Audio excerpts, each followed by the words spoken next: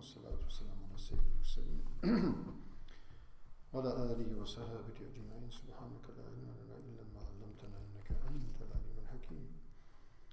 سبحانك لا فهم لنا إلا ما فهمتنا إنك أنت الجواد الكريم. وقل رب زدني علما. قال الإمام النووي رحمه الله تبارك وتعالى ونفعنا بعلمه في الدارين. قال باب قضاء حوائج المسلمين.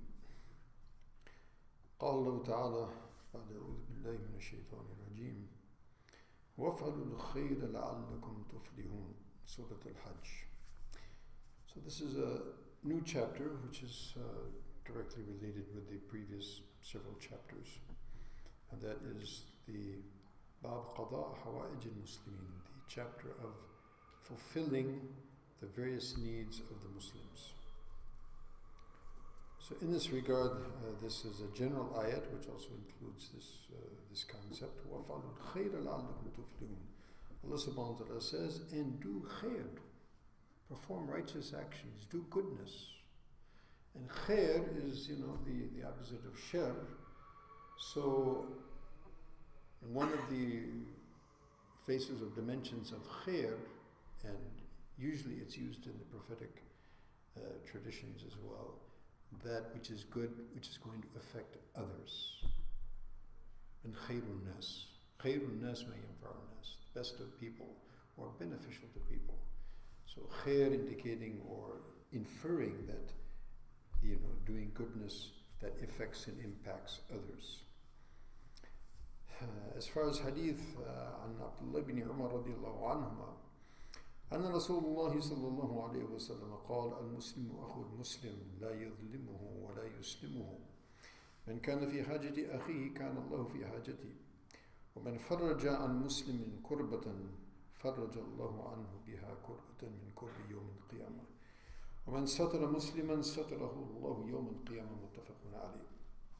So we've heard this hadith in many instances previously, and since it has so many dimensions, so it's used in many chapters as it's relevant for all of these chapters. So again, on Abdullah ibn Umar radiallahu ta'ala anhu, he mentions that Rasulullah sallallahu alayhi wa sallam said that the Muslim is the brother of the Muslim. Any Muslim is a brother of any Muslim.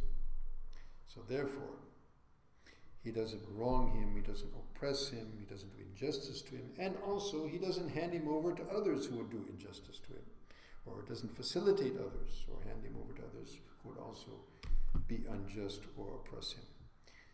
And whoever is engaged in fulfilling the needs of his brother Muslim, so Allah subhanahu wa ta'ala will be engaged in fulfilling the needs of that individual.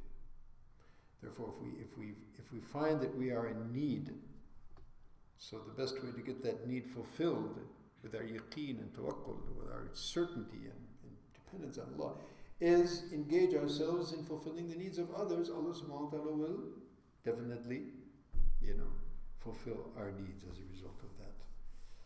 Allahu Akbar. And obviously anyone who does good, مَا تُقَدِّمُوا لِأَنفُسِكُم مِّن خَيْرٍ تَجِدُوهُ عِندَ اللَّهِ خَيْرًا وَأَعْظَمَ أَجْرًا. Anyone who does any good, actually you're doing good for yourselves, and you'll find a much better reward with Allah subhanahu wa ta'ala. And then من فرج عن مسلم كربة فرج الله عنه بها كربة من كرب اليوم القيامة. And someone who's in trouble and looks to help that person and relieve him from that trouble or calamity or difficulty that he's facing, for the sake of Allah subhanahu wa ta'ala, Allah subhanahu wa ta'ala as a recompense will relieve him and save him from the troubles of the hereafter, which are unlimitedly multifold than any trouble or calamity faced in this world.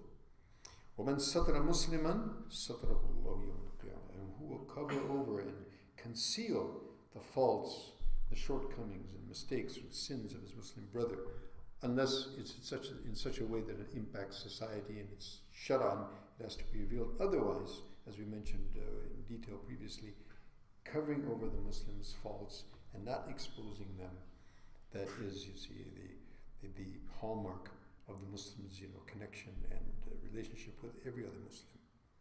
So whoever conceals the faults of another Muslim, then Allah subhanahu wa ta'ala will conceal his faults on the day of judgment.